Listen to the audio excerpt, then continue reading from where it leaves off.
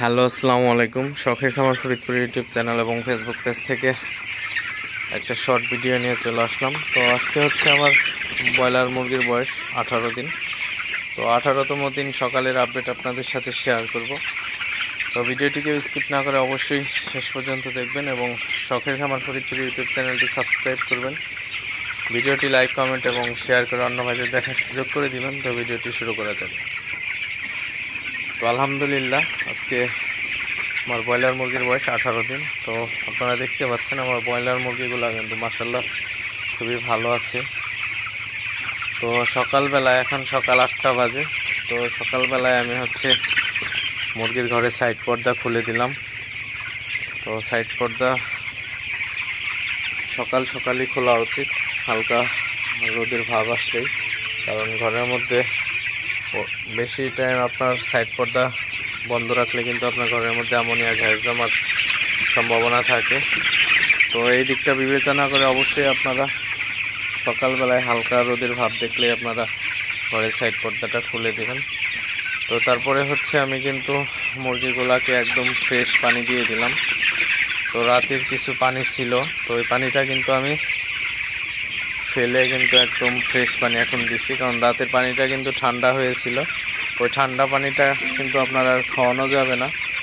তো অনেকেই মনে করেন আসলে যে সকালবেলায় কিছু পানি রয়ে গেছে, এই পানিটা শেষ হোক তারপর হচ্ছে মুরগিকে পানি দিব। তো এই জিনিসটা কিন্তু একেবারেই ভুল।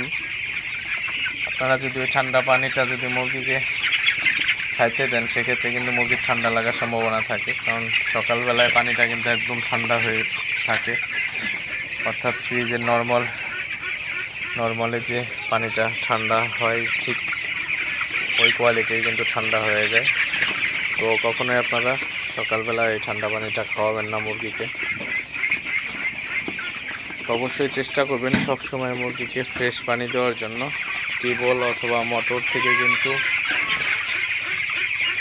মোটর থেকে আপনারা ফ্রেশ পানিটা দিবেন, সেক্ষেত্রে মুরগিগুলো ভালো থাকবে, সুস্থ থাকবে।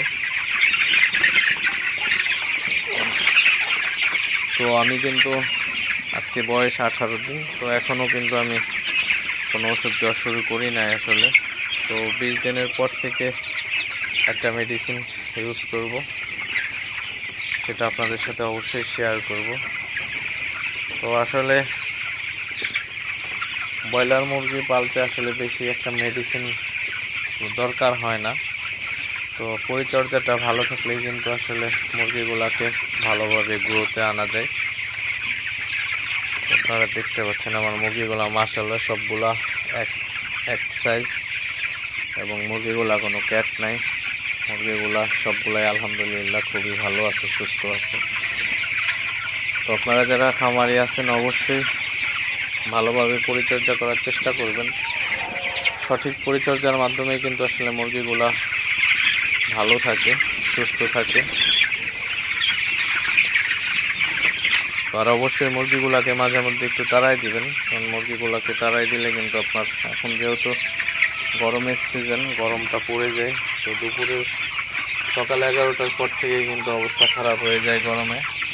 তো তখন কিন্তু মুরগিকে একটু বেশি বেশি তাড়াবেন, তাহলে কিন্তু মুরগিগুলা গরমে হিট স্ট্রোক করার ভয় থাকবে না।